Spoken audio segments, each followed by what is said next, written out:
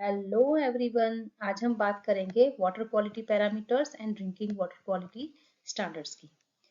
अगर हमको वाटर की क्वालिटी जाननी है so we have to decide certain parameters या कैरेक्टरिस्टिक्स जिसका हमको एग्जामिनेशन करना होगा और उसके बेस पे वाटर क्वालिटी स्टैंडर्ड्स में वो पैरामीटर की लिमिट सेट की जाएगी।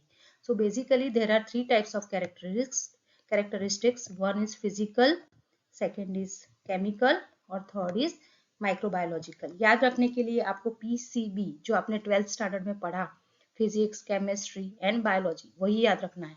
फिजिकल कैरेक्टरिस्टिक्स क्या होते हैं?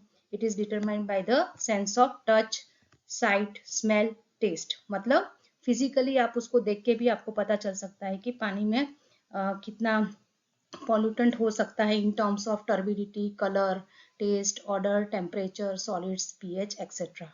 केमिकल एग्जामिनेशन के लिए हमको केमिकल कंस्टिट्यूएंट्स डिटरमाइन करने होते हैं ड्रिंकिंग वाटर में। So there are many chemicals that may be present and that can make your water polluted. So acidity, alkalinity, hardness, sulfate, etc. So there are so many chemical parameters that may be present in your water and that make it unfit for your drinking purpose. Next is microbiological examination. अगर कोई micro organism है जो आपको disease कर सकता है तो उसे पैथोजन बोला जाता है। सो पैथोजन का अगर आपको जानना है कि कितने पैथोजन प्रेजेंट है तो उसके लिए बैक्टीरिया, प्रोटोजुआ, algae, फंगाई, ये जो सब डिफरेंट माइक्रो ऑर्गेनिजम्स होते हैं उसको एमपीएन टेस्ट या प्लेट काउंट टेस्ट से आप पता कर सकते हैं। So basically there are three major characteristics और water quality parameters that are to be tested to check the quality of water: physical, chemical and microbiological or biological characteristics. Now we'll see some important characteristics in detail. First is turbidity. So basically turbidity का मतलब ये होता है कि कितना cloudiness या haziness है आपके पानी में। In Gujarati it is called as डहोड़ू पानी। सो क्ले, सिल्ट वगैरह अगर प्रेजेंट है तो आपके पानी को वो टर्बिड बना देंगे। So here you can see this is low turbidity water, एकदम क्लियर दिख रहा है। और जैसे जैसे टर्बिडिटी बढ़ेगी मतलब कुछ कॉलोडल नेचर के और सस्पेंडेड टाइप के पार्टिकल अगर प्रेजेंट होंगे so that will increase the turbidity. अगर ऐसे टर्बिड वाटर में अगर आप लाइट पास करेंगे तो रेजिस्टेंस ऑफर किया जाएगा by the particles. So basically हमको जब टर्बिडिटी मेजर करना होता है so it utilise the principle of resistance which is offered by the particles present in the water to the passage of light. जितने ज्यादा particles होंगे उतना ज्यादा लाइट को रेजिस्टेंस मिलेगा और उसके हिसाब से उसका प्रपोर्शन डिसाइड किया जाता है। So there are two ways in which resistance of water to the passage of light can be determined. First is absorption of light and second is scattering of light. Scattering of light मतलब अगर ये particle है तो कितना वो light को scatter कर रहा है। So basically 1 part of silica from the fuller's earth per million part of distilled water is generally called as the 1 ppm, that is 1 parts per million, and it is equivalent to 1 turbidity unit. So there are different methods of measurement: turbidity rod, Jackson candle turbidimeter, Baylis turbidimeter, nephrometer, etc. Now generally in our lab we are using this nephrometers that works on the principle of scattering of light. मतलब जितने भी particles है उतना ज्यादा light scatter होगा और वो 90 degree पे सेंस किया जाएगा और यहाँ पे उसका यूनिट मिलेगा and the unit is nephelometric turbidity unit. We will discuss all the limits in our IS drinking water standards IS 10500:2012 that is 1 NTU and 5 NTU. So here there are two limits, that is desirable and permissible. Desirable मतलब इतना limit होना चाहिए और permissible का मतलब होता है कि in absence of other alternate source, मतलब आपके पास कोई भी सोर्स अभी बचा नहीं है और आपको पीना पड़ रहा है तो वहां तक आप पी सकते हो, बट उसके ऊपर अगर जाओगे तो it may be harmful for your health. So always in our drinking water standards two limits are given: desirable and permissible. So basically turbidity means haziness or cloudiness that we are observing in our water, that is called as turbidity. Next is solids. अगर कोई भी foreign matter except your water if it is present then it is called as total solid. So basically total solids दो type के हो सकते हैं. एक होता है dissolved that is called as TDS and second होता है suspended that is called as TSS। तो सिंपली अगर आप अपना जो पानी है उसको ये फिल्टर पेपर में से पास करोगे तो जो ऊपर बच जाएगा उसे बोलते हैं सस्पेंडेड सॉलिड, और जो पास हो जाएगा उसे बोलते हैं डिजोल्व सॉलिड्स। तो जो भी हमारा सॉलिड्स प्रेजेंट है उसमें एक तो डिजोल्व प्रपोर्शन होता है और एक सस्पेंडेड प्रपोर्शन होता है, और दोनों को जब ऐड करते हैं तो टोटल सॉलिड मिलता है। सो बेसिकली अगर आपको डिफाइन करना है, total solid is the matter that remains as residue after evaporation. मतलब एक डिश में आपको पानी लेना है, उसको इवोपरेट कराना है और उसके बाद उसको ड्राई करना है at the temperature 103 to 105 degree. तो जितना भी आपका ड्राइंग के बाद जो बच जाता है उसे टोटल सॉलिड बोलते हैं। उसमें डिजोल्व भी हो सकता है और सस्पेंडेड भी हो सकता है। उसके भी लिमिट हमारे आईएस स्टैंडर्ड में दिए हुए हैं, TDS के 500 मिलीग्राम पर लीटर एक्सेप्टेबल एंड 2000 मिलीग्राम पर litre permissible. Next is colour. So अगर पानी में कलर है तो it may be due to some dissolved organic matter और some inorganic material may also give colour to your water. तो colour वाला पानी किसी को भी पीने के लिए अच्छा नहीं लगेगा। तो जनरली फेरस, मैग्नस, ये जो सब होते हैं वो सरफेस या ग्राउंड वाटर में कलर प्रोड्यूस करते हैं। सो उसका यूनिट होता है 1 milligram of platinum cobalt dissolved in 1 liter of distilled water, then it is called as 1 unit of color। और उसके बहुत सारे स्केल होते हैं, hazen, cobalt, burgess and platinic chloride scale. अगर आपको कलर मेजर करना है तो basically instrument which is called as tintometer is used. उसमें क्या होता है, एक आईपीस में 2 होल्स होते हैं, उसके अंदर एक स्टैंडर्ड कलर, मतलब जिसका हमको कलर पता है कि इतना हेजन यूनिट है, उसको हमारे सैंपल से कंपेयर करना है एंड जो सबसे अच्छा मैच हो जाए उसको इतना यूनिट का कलर प्रेजेंट है ऐसा बोल सकते हैं। So according to our IS standard the acceptable limit is 5 hazen unit and permissible limit is 15 hazen unit. पानी का टेम्परेचर वो भी एक पर्टिकुलर डिग्री सेंटीग्रेड होना चाहिए, नहीं तो उसकी पैलेटेबिलिटी मतलब पीने की जो क्षमता है वो कम होती जाती है, बिकॉज एलिवेटेड टेम्परेचर पे carbon dioxide and other volatile gases बाहर निकलते हैं। तो generally 5 to 12 degree is the optimum range जो आपके पानी का होना चाहिए। 25 डिग्री से ज्यादा पानी का टेम्परेचर है तो वो पानी पीने के लिए जनरली रेकमेंड नहीं किया जाता। Next is taste and odour. Taste and odour जो है वो अगर आपके पानी में कुछ पॉल्यूटेंट या कुछ माइक्रो ऑर्गेनिजम्स है या कोई गैसेस प्रेजेंट है, कोई डिजोल्व सब्सटेंस है, उसकी वजह से हो सकता है। तो उसको हम ऑर्डर इंटेंसिटी के फॉर्म में या थ्रेशोल्ड वैल्यू के फॉर्म में रिप्रेजेंट करते हैं। So TON that is called as threshold odour number. ये एक ऐसा होल नंबर है जिसको हम इस हिसाब से फाइंड आउट करते हैं, A plus B upon A। A is volume of sample. Suppose आपने 25 ml का आपका सैंपल है और B is volume of distilled water that is 175।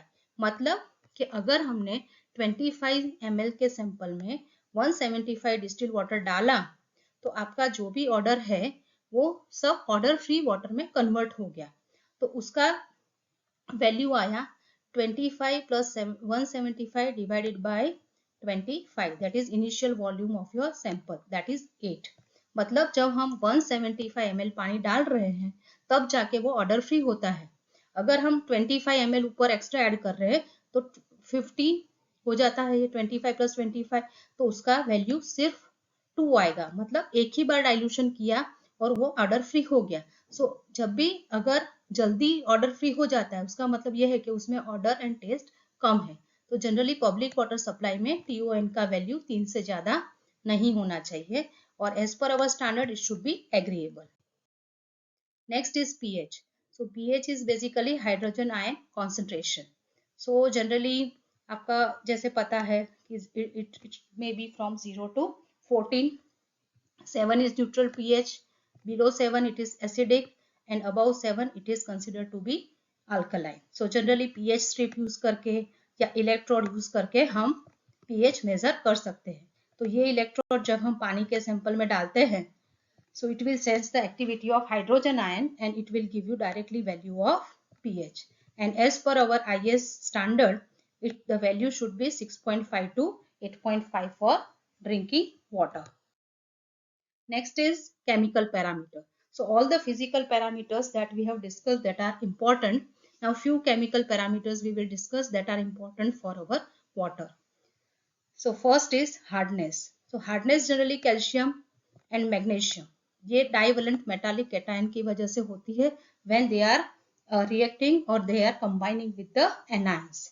So there are basically two types of hardness.